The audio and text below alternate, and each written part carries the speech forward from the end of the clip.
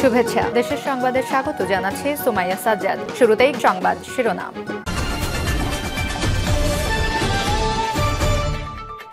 ভারত মিথ্যা বলে বাংলাদেশের মানুষকে বিভ্রান্ত করার চেষ্টা করছে বলছেন মির্জা ফখরুল ইসলাম আলমগীর। এরপর জানিয়ে দেব, প্রধান উপদেষ্টা ডক্টর মোহাম্মদ ইউনূস বলেছেন, কঠিন সময় পার করছে বাংলাদেশ, ঐক্যবদ্ধ থাকুন। আরো জানিয়ে দেব, হিন্দু মুসলমান একসঙ্গে লড়াই করলে দিল্লির দাসত্বকে খান খান করে দেব বলছেন রুহুল কবির রিজভী। এদিকে শেখ হাসিনার পররাষ্ট্রনীতি এখন আর নেই বলছেন মুশফিক আনসারী। এবং সর্বশেষ জানিয়ে দেব, 19 বছর পর কুমিল্লায় জামায়াতের কর্মী সম্মেলন। শিরোনাম শুনলেন, এখন বিস্তারিত। তবে তার আগে ভিডিওটিতে একটি লাইক কমেন্ট শেয়ার করে সবাইকে দেখার সুযোগ করে দিতে বিশেষ অনুরোধ রইল। ভারত মিথ্যা বলে বাংলাদেশের মানুষকে বিভ্রান্ত করার চেষ্টা করছে বলছেন মির্জা ফখরুল ইসলাম আলমগীর। বিএনপির মহাসচিব মির্জা ফখরুল ইসলাম আলমগীর বলেছেন, অহেতুক মিথ্যা বলে বাংলাদেশের মানুষকে ভারত বিভ্রান্ত করার চেষ্টা করছে। ভারত অতীতে বাংলাদেশের জনগণের সঙ্গে যে ভুল করেছে সেটিকে তারা কাটিয়ে ওঠার চেষ্টা করবে, পাশাপাশি বর্তমানে যে কার্যকলাপ করেছে তা বন্ধ করবে। তিনি আরো বলেন, আমাদের আগরতলা কনসুলেটে হামলা করেছে, কলকাতায় হামলা হয়েছে, আমাদের অন্তত সতর্কতার সঙ্গে আগামী সময় পার করতে হবে। শেখ হাসিনা সরকারের সমালোচনা করে বিএনপির মহাসচিব বলেন, অন্তর্বর্তী সরকার শতপত্র প্রণয়ন কমিটির চূড়ান্ত প্রতিবেদনে বলেছে, প্রতি বছর গড়ে প্রায় 16 বিলিয়ন মার্কিন ডলার অবৈধভাবে পাচার হয়েছে। চিন্তা করা যায়, একটা দেশের সরকার তার দেশের সম্পদ এভাবে লুট করে নিয়ে যেতে পারে। এই লন্ডনেও সরকারের মাত্র এক ব্যক্তির 365টি বাড়ি রয়েছে। বিএনপির নেতা বলেন, সব প্রতিষ্ঠান তারা ধ্বংস করে দিয়েছিল, নির্বাচন ব্যবস্থা ধ্বংস করে দিয়েছে, তিনটি নির্বাচন জোর করে দখল করে নিয়েছিল। তারেক রহমানের জন্য দেশের মানুষ অপেক্ষা করছেন উল্লেখ করে তিনি বলেন, আমরা তারেক রহমানকে আর এখানে লন্ডন রাখতে চায় না, দেশের মানুষ তার জন্য অপেক্ষা করছে, বলছে কবে তারেক রহমান দেশে আসবেন। প্রধান উপদেষ্টা ডক্টর মোহাম্মদ ইউনূস বলেছেন, কঠিন সময় পার করছে বাংলাদেশ, ঐক্যবদ্ধ থাকুন। বাংলাদেশ এখন কঠিন সময় পার করছে জানিয়ে অন্তর্বর্তী সরকার প্রধান উপদেষ্টা অধ্যাপক মোহাম্মদ ইউনূস বলেছেন, সবাইকে অতীতে যে কোনো সময়ের চেয়ে বেশি ঐক্যবদ্ধ থাকতে হবে। বুধবার 4 ডিসেম্বর রাজধানী মিরপুর সেনানিবাসে ন্যাশনাল ডিফেন্স কলেজের গ্র্যাজুয়েশন সেরিমনিতে যোগ দিয়ে একথা বলেন ডক্টর মোহাম্মদ ইউনূস। প্রধান উপদেষ্টা বলেন, বর্তমানে বাংলাদেশে কঠিন সময় পার করছে, বৈশ্বিক ও কৌশলগতভাবে এখন কঠিন সময় যাচ্ছে, বাংলাদেশও এর ব্যতিক্রম নয়। সবাইকে আরো বেশি ঐক্যবদ্ধ থাকার আহ্বান জানিয়ে তিনি বলেন, অতীতে যে কোনো সময়ের তুলনায় দেশবাসীকে ঐক্যবদ্ধ থাকতে হবে। জাতীয় বিপর্যয় থেকে শুরু করে জাতিসংঘ শান্তিরক্ষা মিশনেও বাংলাদেশ সশস্ত্র বাহিনীর ভূমিকায় প্রশংসা করে তিনি বলেন, সশস্ত্র বাহিনীর মাধ্যমে আন্তর্জাতিক অঙ্গনে বাংলাদেশ সুনাম কুড়িয়েছে। হিন্দু মুসলমান একসঙ্গে লড়াই করে দিল্লির দাসত্বকে খান খান করে দেব বলছেন রুহুল কবির রিজভী। বিএনপি সিনিয়র যুগ্ম মহাসচিব অ্যাডভোকেট রুহুল কবির রিজভী বলেছেন, আজকে সারা বাংলাদেশের মানুষ জাগরিত।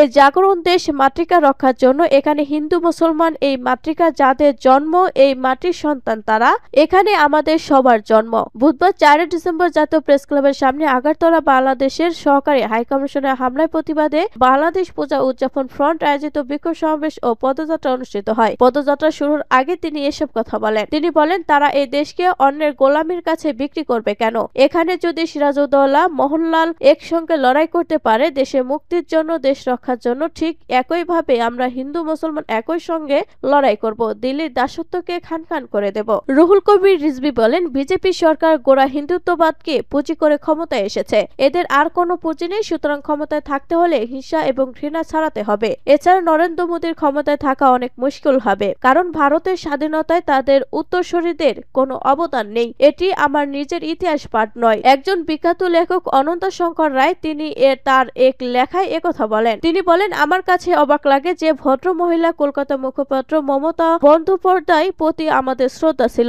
অসাম্প্রদায়িক সার্কুলার হিসেবে যে রাজনীতিবিদকে চিনতাম তাকেও মনে হলো রাজনীতির জন্য মুখে অসাম্প্রদায়িকতার কথা বলতেন, ধর্মনিরপেক্ষতার কথা বলতেন, কিন্তু তার গভীরে ছিল কট্টর হিন্দুত্ববাদ। যে কোনো আদর্শে কট্টরবাদ মানবতা পরিপন্থী। যে কোনো ধর্ম অন্যান্য সম্প্রদায়ের কট্টরবাদ মানবতার বিরুদ্ধে যায়। বিএনপির সিনিয়র এই নেতা বলেন, পশ্চিমবঙ্গে মুসলিমদের হার 25% অথচ সরকারি চাকরিতে সুযোগ পায় মাত্র 1%। তাহলে মমতা তো কখনোই ধর্মনিরপেক্ষ মানবতাবাদী ছিলেন না। আমরা জোর গলায় বলতে পারি, শেখ হাসিনা ছাড়া অন্যের ধর্মের প্রতি ঘৃণা বিদ্বেষ কখনোই ছাড়ায়নি। তিনি বলেন, এই দেশে যারা ইসলামী রাজনীতি করেন তারাও কিন্তু সাম্প্রদায়িক কথা বলেন না, অন্যের ধর্মের প্রতি আক্রমণ করে কোনো কথা বলেন না, এটাই আমাদের ঐতিহ্য। তিনি আরো বলেন, আমরা এখানে যারা আছি তারা তো সিরাজউদ্দৌলা মোহনলাল মীর বদনের উত্তরসূরি, তাই ভারতীয় আগ্রাসনের জন্য আমরা লড়বো, এটা আমাদের ঐতিহ্যের মধ্যে আছে। আপনারা আগরতলায় সহকারী হাইকমিশনে আমাদের পতাকা নামিয়ে ছিঁড়েছিলেন, এটা তো প্রচন্ড আঘাত, এটা আমরা কোনোদিনও ভুলে যাব না। ভারতের মিডিয়ার সমালোচনা করে রুহুল কবির রিজভী বলেন, আপনাদের মিডিয়ায়